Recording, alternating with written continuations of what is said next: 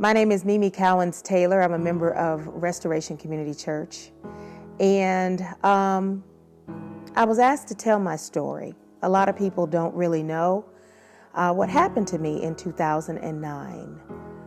That was the year that H1N1 was pandemic, and all across the country, people were dying from the swine flu.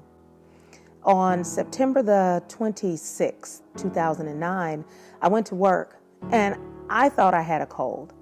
I said, I'm not feeling too good. I went home at lunchtime. For 9 days after I went home, I battled a fever of 103.9. And I came to a point where I thought to myself, I'm dying. And in the overnight hours of October 7th and 8th, I was admitted into Wake Med with full-blown double pneumonia.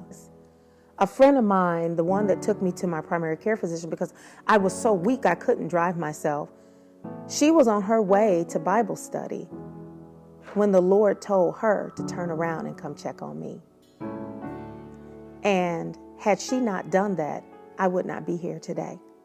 I would later ask, why me? Why did you spare my life? I'm no angel. I'm not perfect. So many people that were healthier than me and stronger than me died that year. I survived after being diagnosed with a 1% chance of survival. After a month in a coma and another month learning how to walk again, God restored me 110%.